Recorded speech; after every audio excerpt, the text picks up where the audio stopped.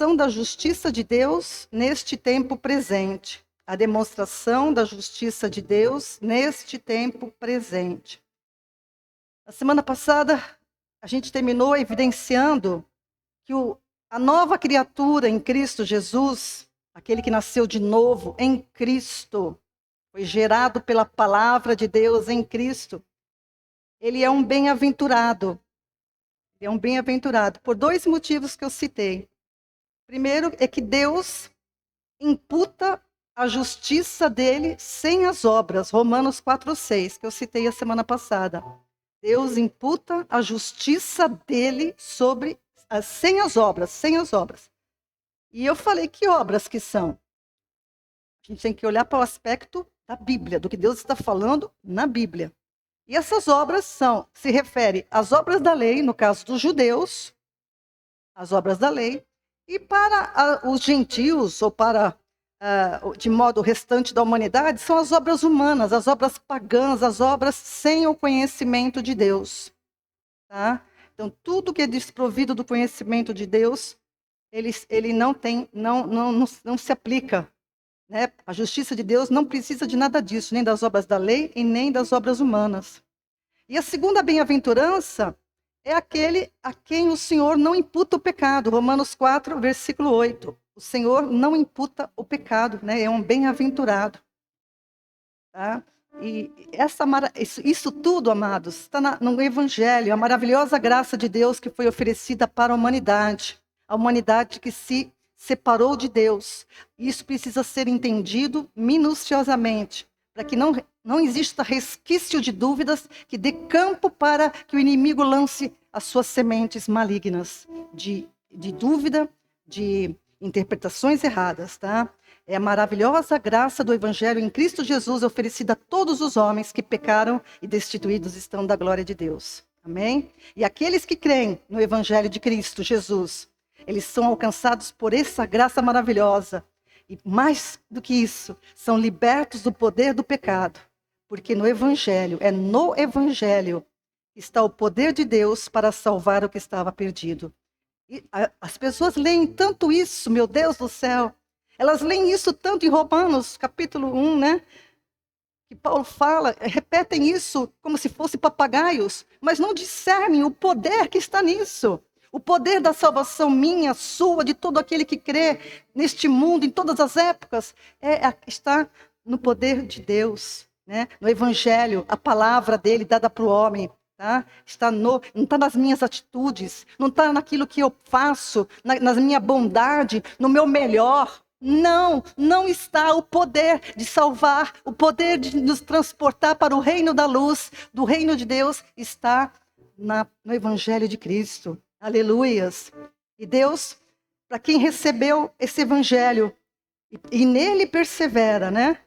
Deus não imputa o pecado.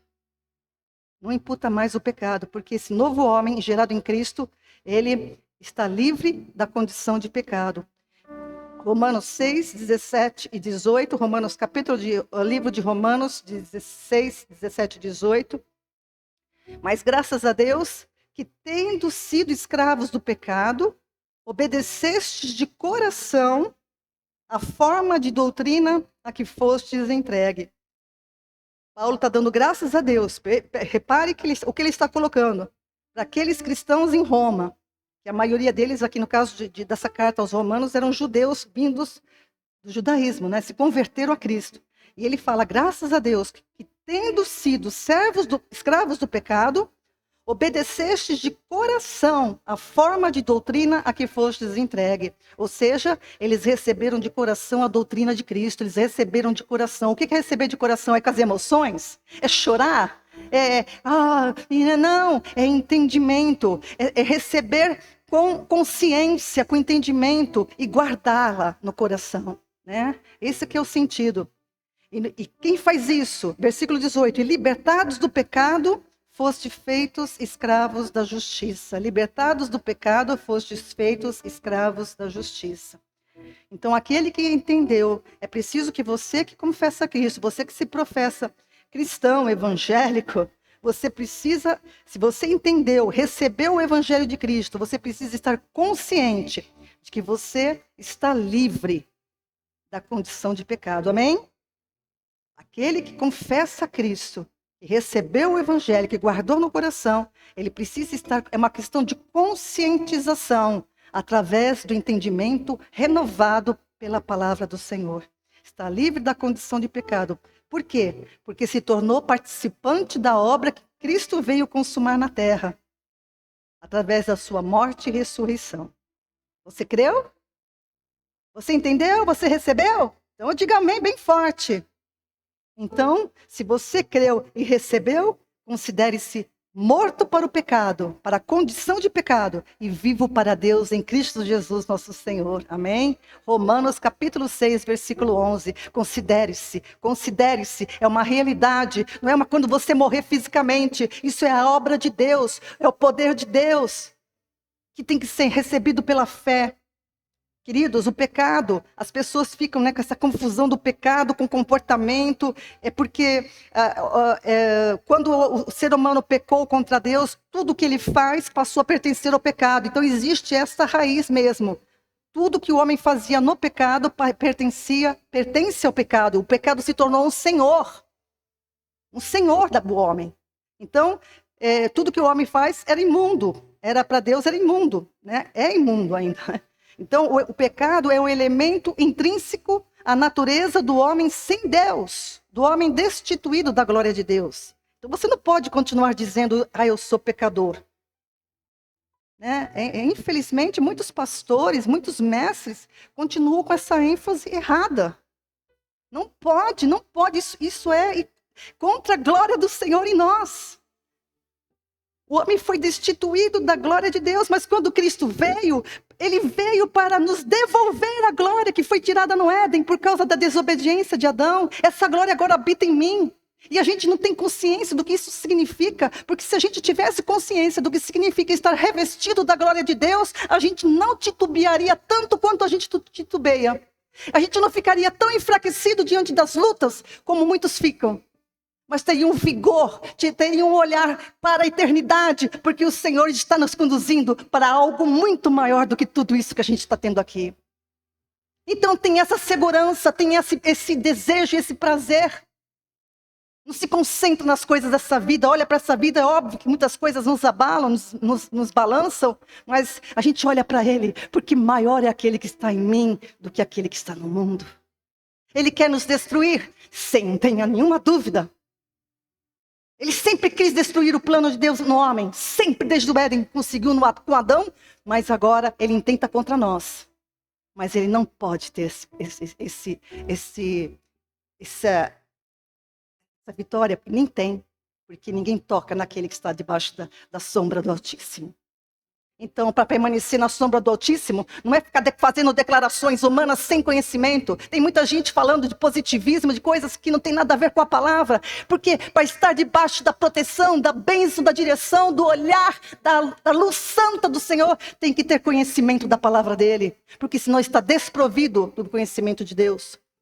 E isso é muito importante, amados. O pecado não faz parte da natureza do novo homem, porque o velho homem morreu. E a gente vai entender bem essa justiça de Deus sendo manifesta. Quando o homem aceita, a gente tem que repetir isso muitas vezes, para que entre não só na mente, mas entre no coração.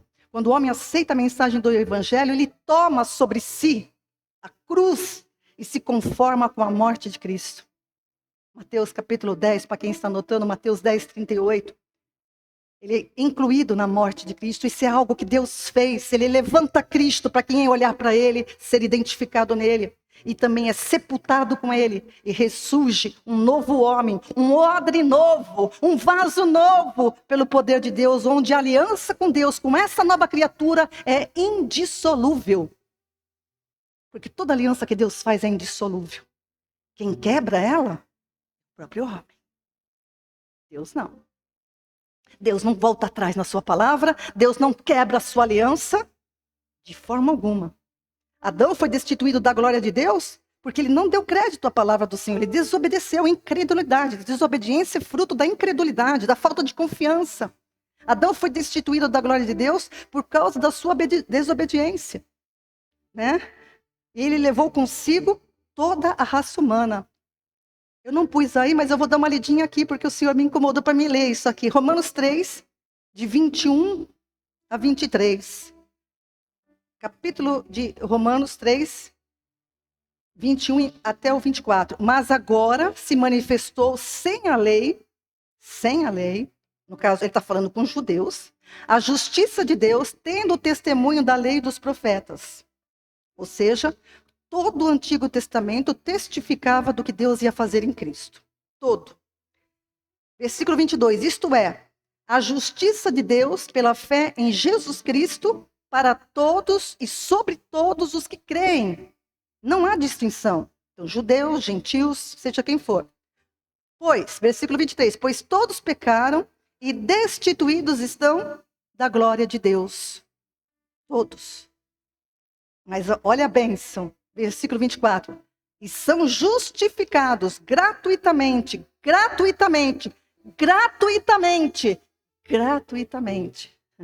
pela sua graça, pela redenção que há em Cristo Jesus. Então, por que Deus foi gratuito? Porque você não precisa, você só precisa receber isso.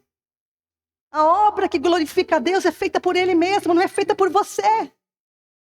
Você glorifica a Deus porque Ele fez de você uma nova criatura. Ele fez de você uma nova criação. Por isso que Ele é glorificado. O que glorifica a Deus, as pessoas pensam que jejuar glorifica a Deus, se santificar, fazer isso, fazer aquilo, glorifica a Deus. Não! O que glorifica a Deus é você guardar a palavra dEle no seu coração, porque isso é a glória dEle. Adão, ele foi destituído porque não deu crédito a essa palavra. E destituiu toda a raça humana da glória, mas Jesus traz de volta essa glória para aqueles que creem. Você crê?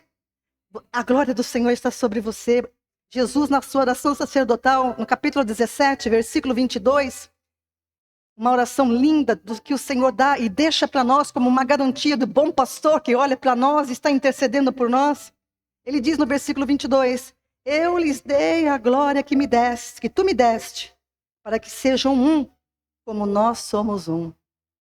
Então o Senhor, Jesus devolve a glória, o revestimento que Adão perdeu, e ele olhou para ele, ele estava nu. Por isso que a Bíblia se refere àquele que está fora de Deus como nu, né? Cobre a tua nudez. É por causa do pecado. É por causa do pecado, né?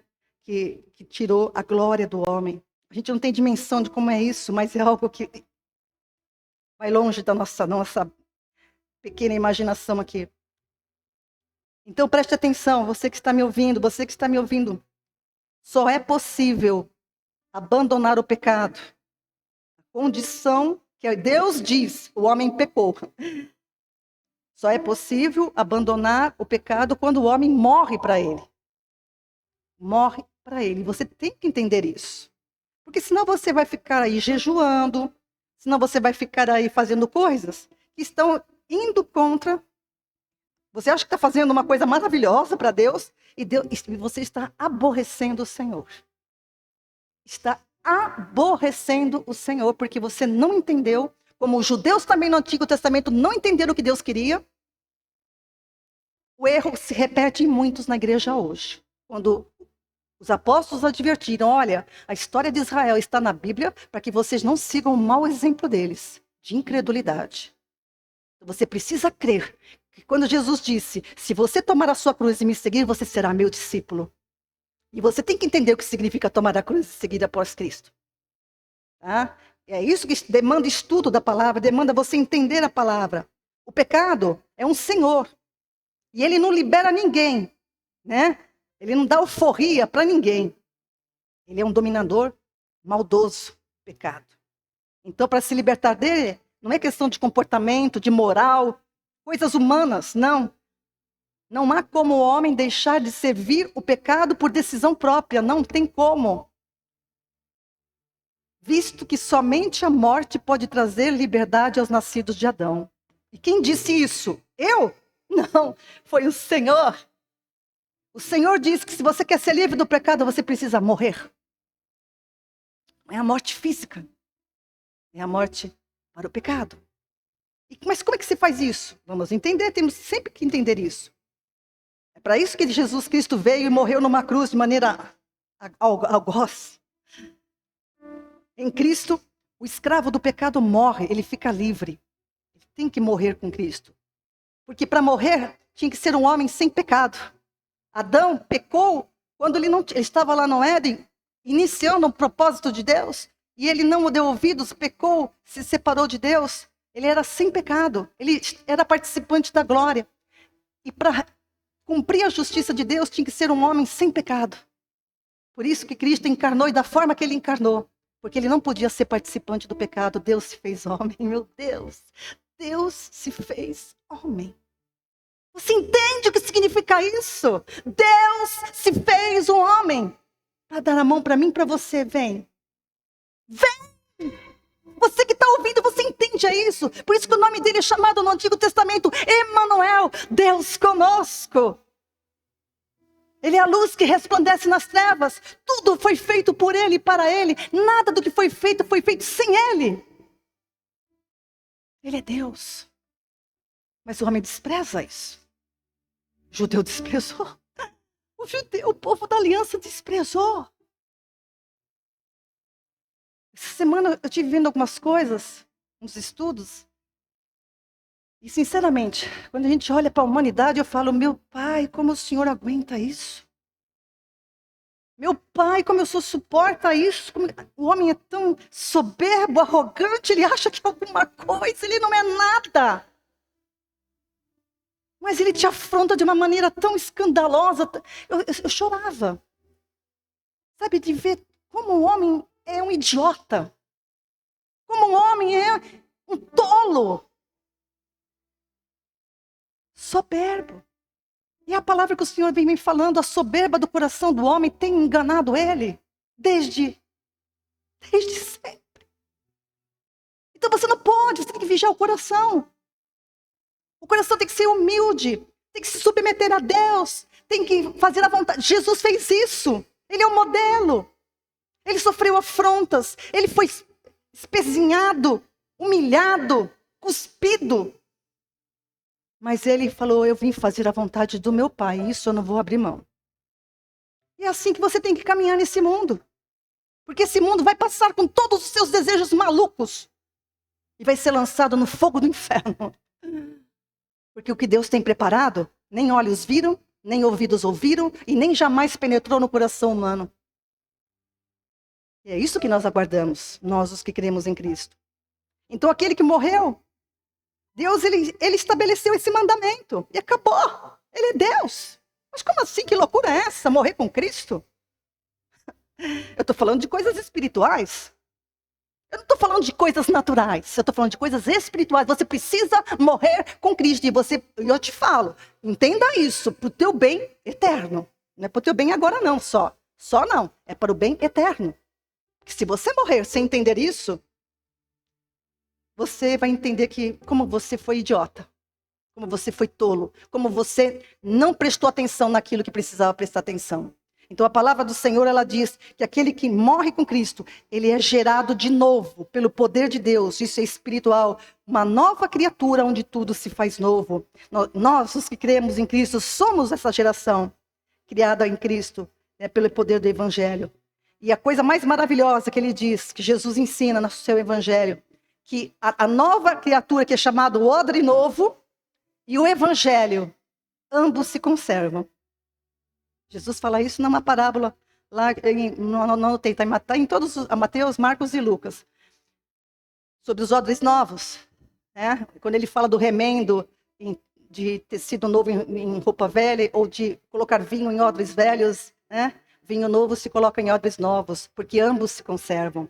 Então eu sou um vaso novo, você é um vaso novo, e você tem um vinho novo. Esse vinho novo é o Evangelho de Cristo, o Evangelho puro. E quando a gente mantém juntos, nós nos conservamos. Por isso que o cristão só se conserva em Cristo, guardando o Evangelho. Guardando o Evangelho. Romanos 3, 26.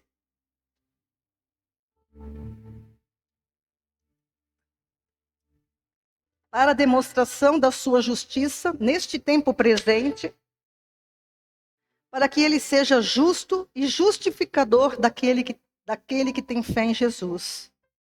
Para a demonstração da sua justiça neste tempo presente, repare isso, é agora, não vai ser lá na eternidade, é agora, no tempo dos homens, tá? Para que ele seja justo e justificador daquele que tem fé.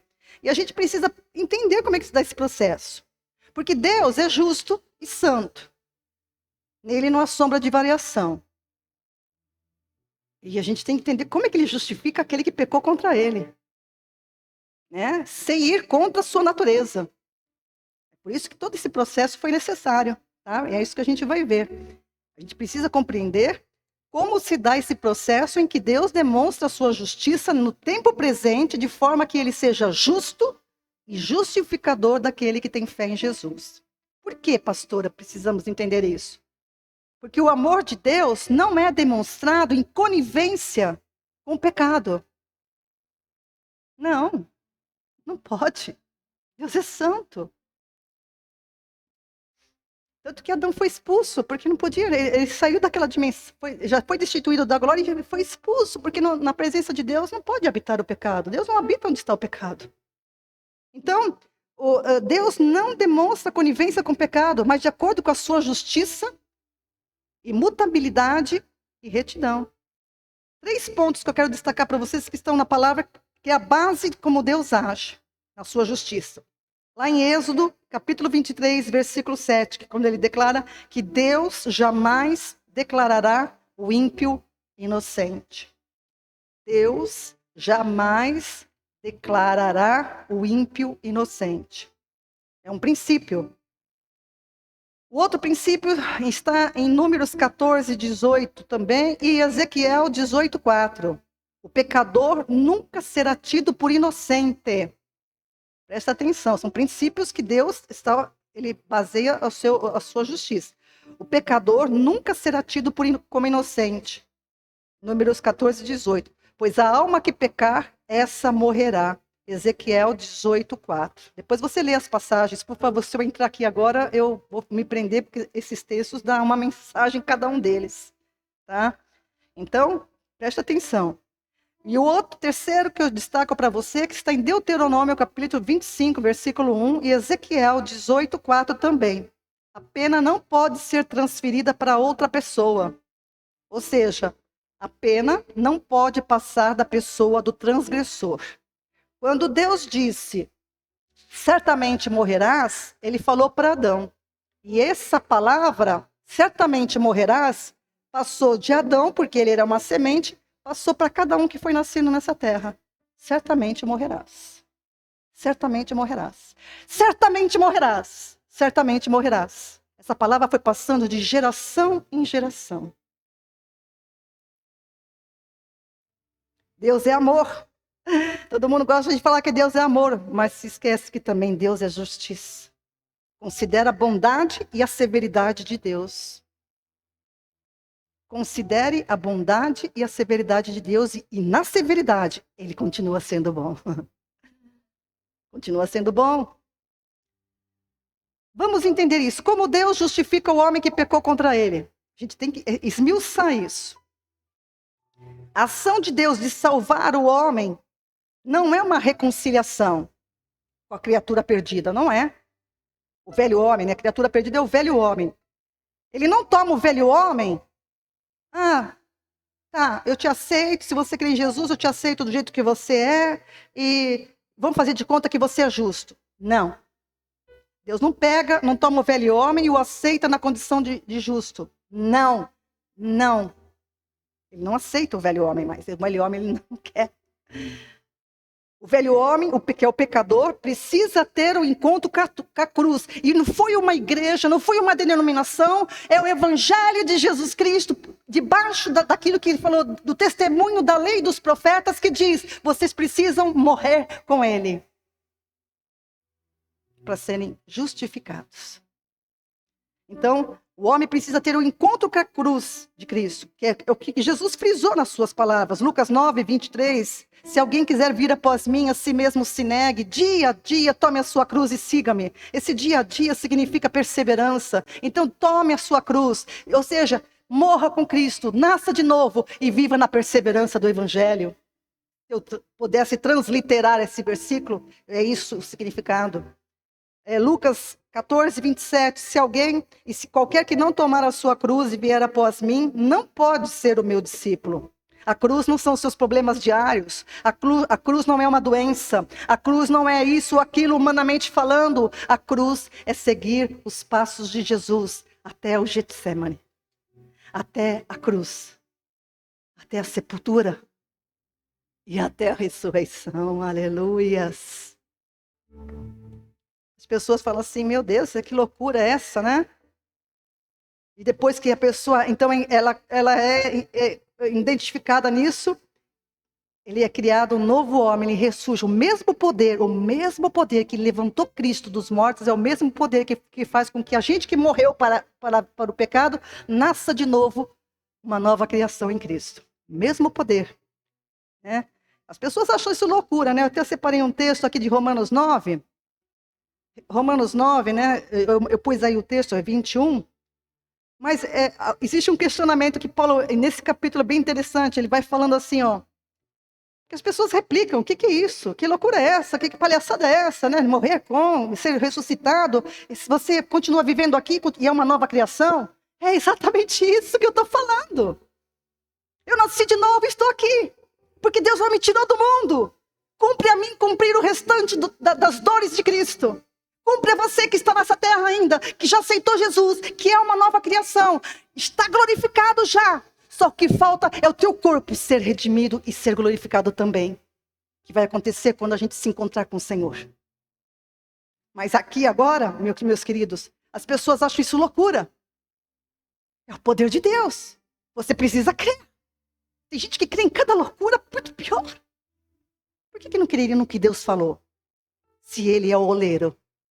Paulo fala isso, né? O pessoal fala assim, ó, capítulo 9, ele fala assim no versículo 20. Mas, ó homem, quem és tu que a Deus tudo replicas? Dirá a coisa formada ao que o formou. Por que me fizeste assim?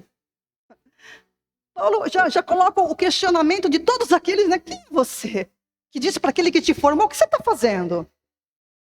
Olha como o homem é soberbo. Olha como o homem é soberbo. O pior é ver evangélico soberbo. O pior é ver quem estava debaixo de uma aliança soberbo. É como eu disse na quarta-feira, muito pior que isso é ser duplamente morto.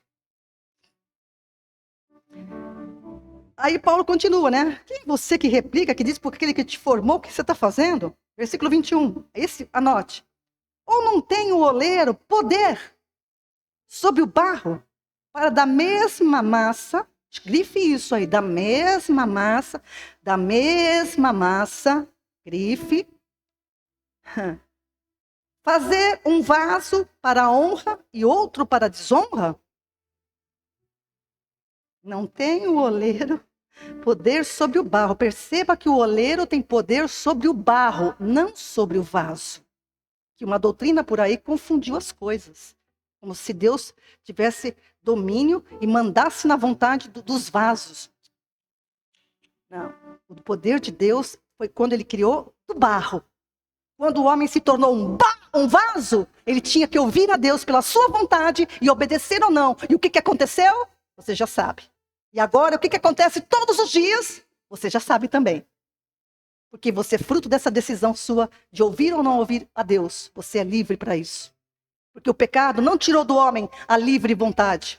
Não tirou do homem o seu arbítrio de decidir, a sua capacidade de entender e discernir. Deus não tem o pecador por inocente. Ele tem que procurar a saída. E a saída está dada pela palavra do Senhor. Ou não tem o oleiro sobre o poder sobre o barro. É uma clara. Paulo está fazendo uma referência ao capítulo 18 de Jeremias. Muito lindo esse capítulo. Eu vou me mexer um pouquinho com ele hoje, porque é muito importante. Eu vou dar uma olhada. Eu não está aí no texto, tá? Quem quiser vai ter que abrir. Jeremias capítulo 18.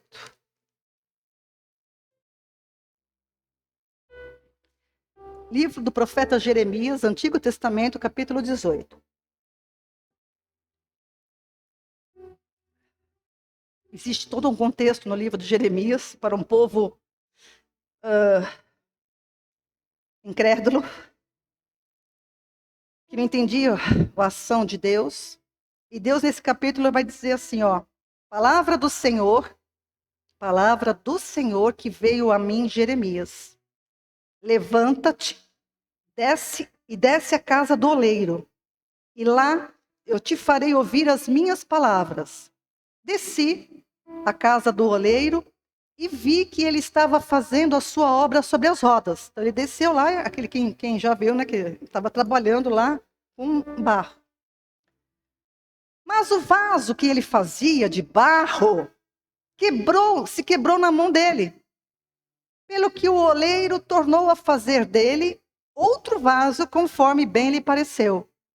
Então veio a minha palavra do Senhor. Agora o Senhor vai falar, através disso que Jeremias viu. Não posso fazer de vós como fez este oleiro, ó casa de Israel, diz o Senhor. Como barro na mão do oleiro, assim sois vós na minha mão, ó casa de Israel. Olha que linguagem, Deus, ele tinha essa coisa prática, né? Ele fala, desce, vai ver como o oleiro faz o vaso. Jeremias foi e obedeceu, desceu na olaria, viu o homem fazendo barro lá, mexendo naquela, né, girando o vasinho lá. Aí, de repente, o vaso quebrou.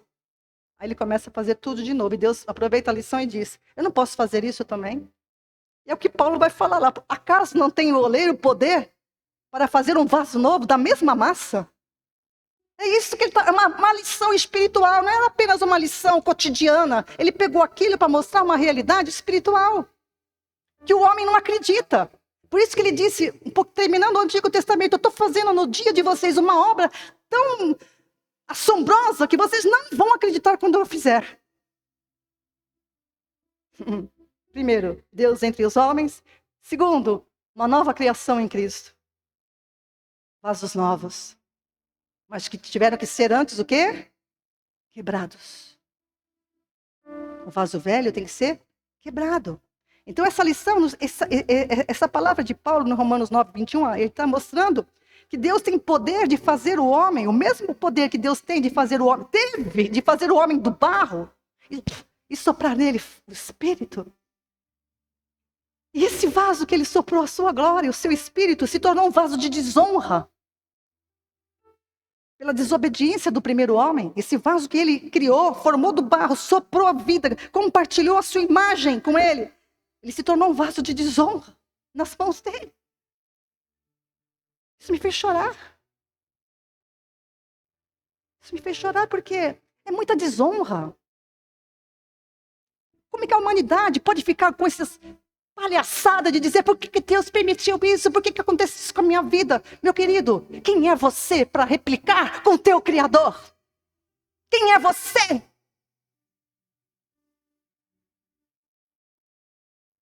O mesmo poder, esse mesmo poder que fez isso com o primeiro homem, e esse poder de Deus não cessou. Por isso que o aborto, por isso que o assassinato de crianças no ventre é um crime contra Deus. Porque o poder de gerar do barro é em cada fecundação. É o homem com a mulher que se cruzam. Mas é o poder dele em ação de novo.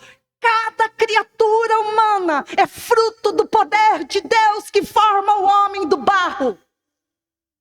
Por isso que pecar, o aborto é um crime contra Deus. Está dizendo para ele quem é o Senhor, o que você está fazendo. Olha a arrogância. Esse mesmo poder, ele tem poder de fazer um novo homem como vaso de honra. E como é que ele faz isso? Ele estabeleceu como é isso. Em Cristo Jesus, o último Adão, que foi obediente. O primeiro desonrou a Deus com a sua desobediência, com a sua incredulidade. E o último, Jesus Cristo, foi obediente até a morte. Mas vamos entender isso, esse processo do oleiro. É muito lindo isso, é muito maravilhoso, e você precisa atinar para isso. Os homens, vasos para a desonra, eles são gerados. Aí é uma outra linguagem que para você conciliar as linguagens da Bíblia. Né? Presta atenção. Os homens que são vasos para a desonra, ou seja, os homens que nasceram no pecado, são gerados através da semente corruptível de Adão, ou seja, são provenientes do barro. E depois, quando eles são gerados pela semente incorruptível, que é a palavra de Deus, Deus usa a mesma massa. Bati na minha pancinha, não. Ele usa a mesma.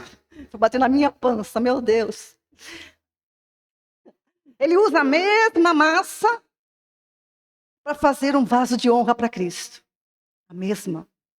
Não é uma geração nova, como a reencarnação dita, como os espiritualistas falam. Não, o teu bem eterno, eu amo tanto, muitos espíritas que eu tenho na família, como amigos. Eu digo para você, não seja enganado com a soberba do teu coração, seguindo doutrinas que são de homens, porque Deus diz, cabe ao homem morrer uma única vez, e depois disso virá o juízo. Você é livre para acreditar no que você quiser. Deus não terá o pecador por inocente. Não terá, porque a palavra está aqui.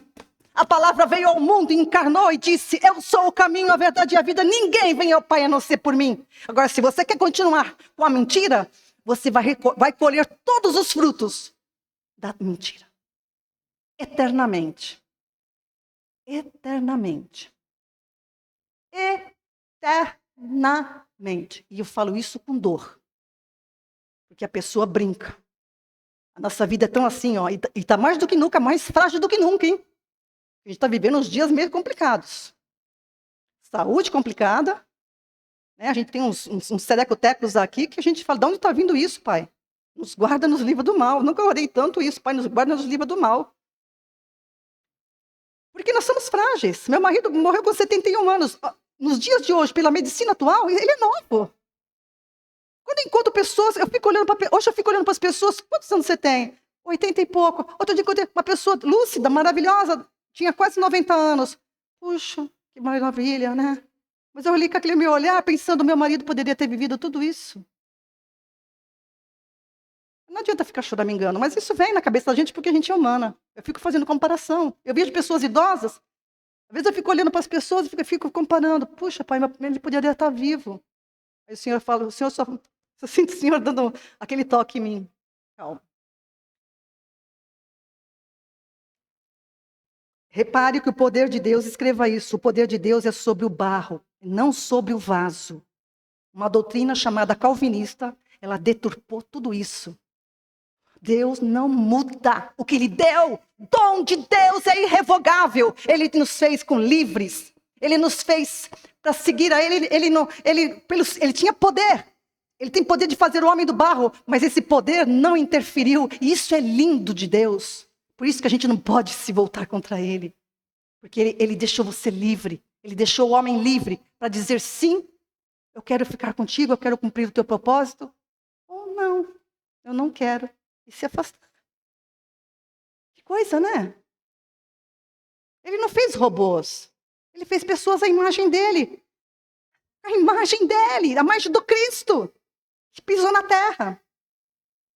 Então o oleiro não exerce poder sobre os vasos, antes o seu poder é exercido sobre o barro. E nesse verso de Romanos 9, 21, Paulo está explicando isso. Que Deus exerce o poder dele na criação dos vasos do barro. Ele está sempre, né? Vou repetir de novo isso, porque isso é tremendo. Cada geração, a partir de Adão, ele foi criado por Adão, a partir que nasceu lá, Abel, Caim, a Ana, a Bia, a Paula, é o poder de Deus gerando, do barro. Você é capaz, os médicos são capazes de explicar uma geração no útero? Os médicos não conseguem explicar como é que se formam os ossos no útero de uma mãe? Não conseguem. Todo mundo que estuda medicina, minha sobrinha está estudando medicina e está bem nessa parte agora do corpo humano, estudando, ela fala assim, tia, é impressionante, não há como a gente dizer que não há Deus. É incrível. Eu acompanhei os morfológicos, como é que se chama os exames morfológicos mesmo?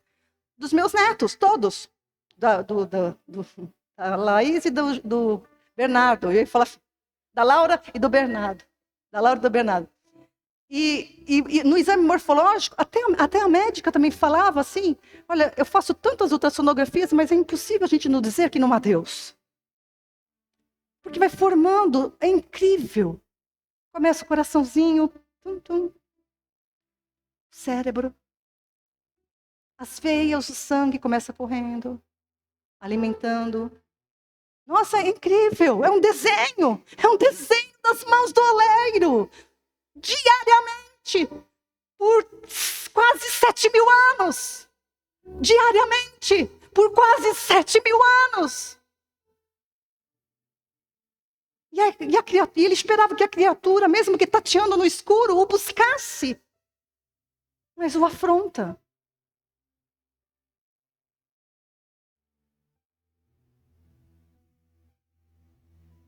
Esse poder criativo não obriga ninguém a segui-lo. Não obriga ninguém a segui-lo. Isso é maravilhoso da parte de Deus. Ele não obriga os vasos a segui-lo. Mas quem se submete se torna um vaso de honra nas mãos do oleiro. Então, o poder de Deus, por isso que é dito que Romanos 9, 21 fala que ele tem poder para fazer vasos de honra e de desonra. Porque ele é o Criador. Olha, ele cria o vaso de desonra. Ai, Jesus amado, como que a gente tem a mente de Cristo, viu? Só quem tem a mente de Cristo olha com os olhos bons que ele tinha para andar nessa terra. Entenda o que eu estou falando. Então, ele tem o poder, ele cria os dois vasos, né? Conforme o seu propósito eterno. E o barro utilizado para fazer o vaso, tanto de honra quanto de desonra, é o mesmo. A massa é a mesma. Por isso que não muda de pessoa. Por isso que eu, velha criatura, Ana, velha criatura, agora eu devo ter um novo nome no céu. Creio. Está escrito na palavra que eu receberia um novo nome. Mas a Ana, a velha criatura, morreu, acabou, tchau. Mas a massa está a mesma. Mas espiritualmente eu nasci de novo. É para Deus. Não é para você. Não é visível aos olhos. Mas para Deus eu nasci de novo. Eu sou templo de Deus. Eu sou tudo o que o Antigo Testamento falou em símbolos. Eu sou o templo, eu sou o sacerdócio e eu sou o sacrifício santo a Deus. Aleluia! Eu sou tudo que está figurado no Antigo Testamento através da lei. Templo, sacerdócio e oferta. Eu sou o sacrifício vivo para o Senhor. A minha vida tem que ser um sacrifício vivo. Isso é maravilhoso demais. Mas a gente não pode esquecer, né, que primeiro são feitos os vasos para desonra. Ninguém nasceu salvo. Ninguém nasceu salvo. Ninguém nasceu salvo. Primeiro são os vasos de desonra. É como Paulo fala em 1 Coríntios, capítulo 15, 46 a 48. Anote aí, depois você veja. Eu não vou entrar lá, porque senão eu saio do meu teor aqui. Primeiro o homem natural e depois o homem espiritual. Então o homem do barro é o carnal, é o natural. É aquele que nasceu de Cristo, é o espiritual. Tá? Ok? Porque Jesus é o espírito vivificante, a gente já aprendeu. Então, quando a gente analisa tudo isso na palavra, amados, a gente chega às seguintes conclusões. Eu pus isso daí aí, as conclusões? Não? Então, vamos lá. Se você estiver anotando, eu vou bem devagarzinho. Depois que a gente analisa esse texto de Romanos 9, Jeremias 18, a gente conclui que, primeiro, todos os homens são vasos. Livres, né? Vasos. Segundo, os homens sem Cristo são vasos para desonra, porque seguem a natureza adâmica. Seguem. Né? Tá andando no caminho largo. Segue, está seguindo o curso deste mundo, que é a morte e perdição eterna. Os homens sem Cristo. Os homens que creem, as pessoas que creem em Cristo são vasos para a honra. Entraram pela porta estreita. Porque é Cristo, saíram, né, do caminho largo, estão conduzidos pelo caminho para a vida eterna. Aleluias. Amém? E por último, os vasos para a desonra. passam somente uma vez na olaria de Deus. Isso é maravilhoso, escreva isso. Os vasos para a desonra passam uma única vez na olaria de Deus, quando eles são gerados. Mas aqueles que nasceram de novo passam na segunda vez na mão do oleiro, quando eles são gerados de novo. O vaso é quebrado, é que nem lá está em Jeremias 18, o vaso é quebrado e Deus faz da mesma massa um novo vaso. Então aqueles que nasceram de novo, né? Eles são os vasos para a honra, que passaram pela segunda vez na mão do oleiro. Passaram pela segunda vez na mão do oleiro. Você entende essa grandeza? Você entende essa grandeza? Eu vou repetir porque isso é muito maravilhoso. Não pode passar batido, não pode fazer assim, Não, que maravilha, glória a Deus. Eu esperava até ouvir isso. Glória a Deus que eu passei na mão do meu pai de novo, para ser gerada de novo. Isso é honra a Ele. Cada pessoa que aceita Cristo está devolvendo a honra que é do Criador. Não, eu quero o teu plano. Eu não aceito esse plano que eu estou vivendo. Um mundo corrompido, um mundo que oferece muitas coisas, mas é tudo engano, mentira, corrupção, dolo, morte, enfermidade, dor, lágrimas. Eu não quero isso, eu rejeito isso. Eu quero o que o Senhor preparou para mim. Então venha, filha, eu faço de você um vaso novo. Amém? Amém para você? Isso é maravilhoso, isso é grandioso. O embate nesse mundo é das sementes. O homem que é criado através da semente incorruptível, que é a palavra de Deus, é criado pelo poder de Deus, em verdadeira justiça e santidade. Ele não tem mais parte com este mundo. E a palavra de Deus, se você lê, é um bom leitor da Bíblia, que sabe manusear a palavra, vai dizer, se você ama o mundo, e o mundo está em você, você não é meu. Não se enganem. Porque eu não faço mais parte desse mundo.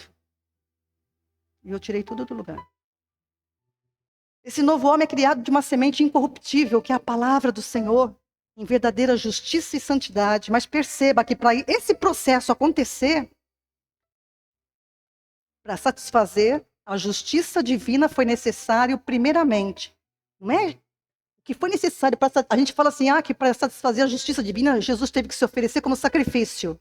Sim, ele se ofereceu como sacrifício, mas não foi isso que Deus requereu dele, não. Não foi isso que Deus requereu dele, não, porque Jesus fala isso em Hebreus. A gente vai ver o texto de Hebreus lá para frente, Hebreus 10. Eu sei que sacrifício e oferta não quisestes, mas corpo me preparaste. Para quê? Deus preparou um corpo para Cristo, para que ele substituísse a desobediência de Adão pela obediência. Isso é a base da justiça de Deus. Deus não voltou atrás na sua palavra, porque aquele que pecar certamente morrerá.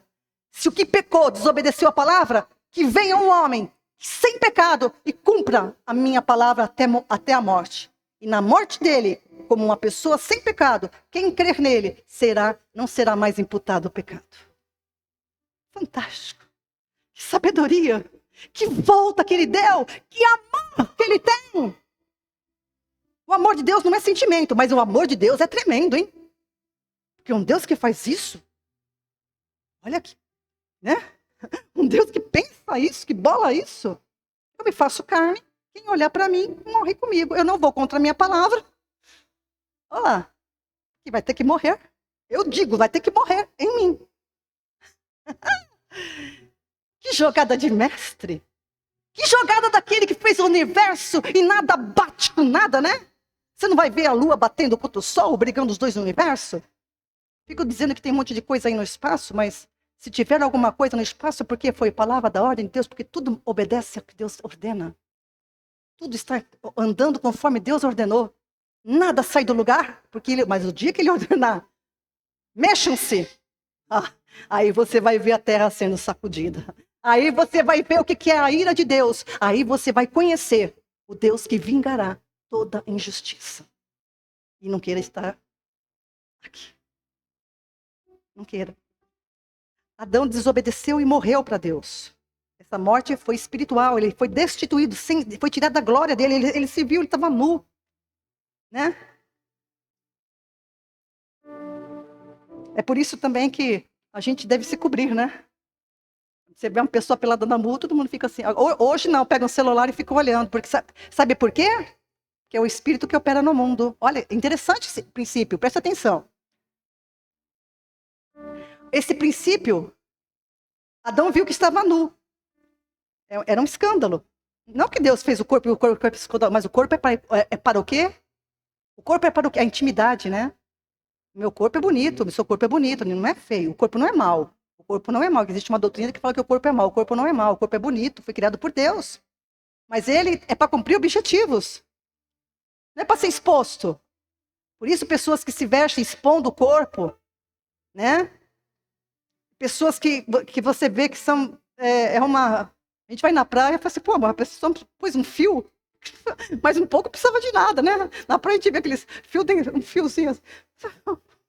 Que palhaçada é essa? Está mostrando tudo. Mas isso mostra o quê? A falta de consciência de Deus. Porque a pessoa que tem consciência de Deus, ela se cobre. Ela não expõe a sua nudez. Ela não expõe o seu corpo para qualquer um, porque o meu corpo era para o meu esposo. E ele para mim. Hoje, é para eu para mim mesma e para o meu Senhor. Eu e ele conversamos. Ele é meu esposo. O Senhor fala para mim isso. Eu sou teu esposo.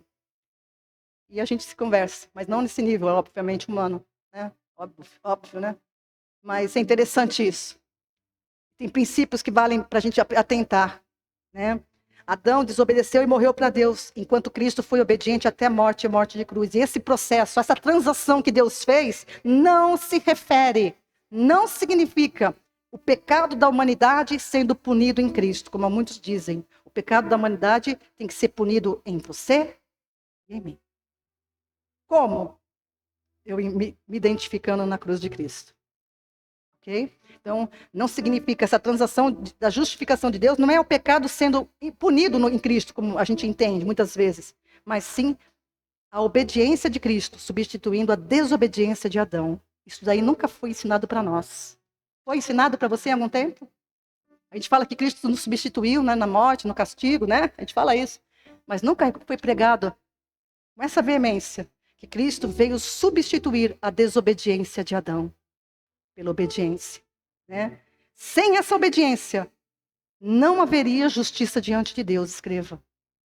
Sem essa obediência, não haveria justiça diante de Deus. Por isso que Jesus suportou tudo que ele suportou por mim e por você. Ele não é digno? O amor de Cristo não te constrange?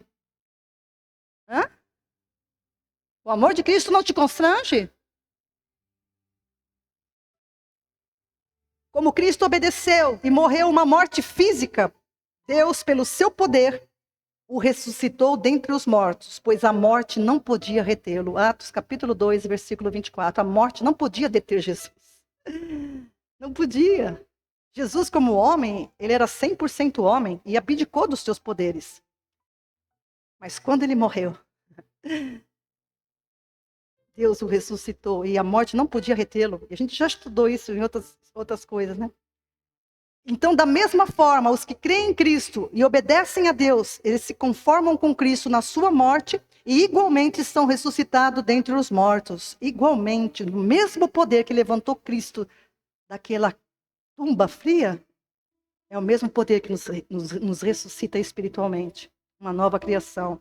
Romanos capítulo 6, versículos 4 e 5. Gente, liga esse ventilador, senão eu vou cozinhar aqui.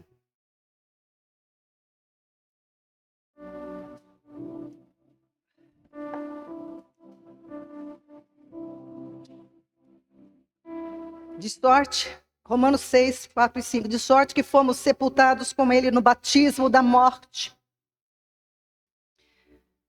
Esse é o batismo que salva, não é o batismo nas águas. A gente vai ter o batismo nas águas, louvado seja Deus, porque é o testemunho das pessoas que estão crendo, confessando a Cristo, é um testemunho para a família, para a igreja, né, glorificando ao Senhor.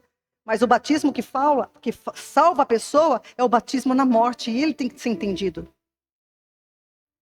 Para que, como Cristo foi ressuscitado dentre os mortos pela glória do Pai, assim também andemos nós em novidade de vida. Preste atenção agora. Se fomos plantados juntamente com Ele, na semelhança da sua morte, também o seremos na da sua ressurreição. Aleluias. Então, se a gente foi plantado com ele, ou seja, é identificação na morte de Cristo. Se a gente foi plantado com ele na morte, a gente também será na sua ressurreição. E é como Paulo fala, né, em Romanos 8. Ele fala assim, as pessoas ficam falando, mas como? Quando? Olha, Romanos 8 vai falar sobre isso. Deixa eu marcar aqui. Ele fala assim, quem espera por aquilo que está vendo? A esperança é a melhor coisa, é a expressão mais linda. A confiança no que Deus falou, que se você crer no meu filho, da mesma maneira que eu ressuscitei ele, eu vou ressuscitar você. Você confiar nisso é a forma mais linda de dizer eu espero. Porque Paulo fala isso aqui numa passagem, que eu estou procurando aqui agora. Quem espera por aquilo que está vendo? Quem espera? Se você tem esperança, você não está vendo o que você está esperando. Você não está esperando. Mas o cristão espera. Porque Deus não pode mentir. Aleluia! Não pode mentir. E se sabe qual é o lugar do cristão? Eu tenho falado isso para a igreja aqui, para você que está me ouvindo, não sei se você já aprendeu isso. Efésios 2:6. Efésios 2:6 diz assim, e nos ressuscitou juntamente, e nos ressuscitou. É linguagem, é verbo transitivo direto, né? Passado. Ressuscitou. Ressuscitou. Eu já estou ressuscitada, não fisicamente ainda, mas eu sou uma nova criação. Então, e nos ressuscitou juntamente com ele e nos fez assentar nos lugares celestiais em Cristo Jesus, o Senhor. Aleluias. Então, você sabe aonde o cristão está? Na visão do Deus Todo-Poderoso, assentado ao lado do Senhor nas regiões celestes. É nesta posição que você tem que reinar nessa terra agora também. Não aí choramingando, murmurando, né, maldizendo, uma boca que professa tudo o que é contrário à palavra. Não, é glorificando o Senhor, Deus é comigo, Ele me salvou, o que Ele tem preparado para mim, olhos não viram, nem ouvidos ouviram. Quando o inimigo vem atacar, você tem as armas espirituais que Deus te deu na tua mão para cortar toda arma maligna.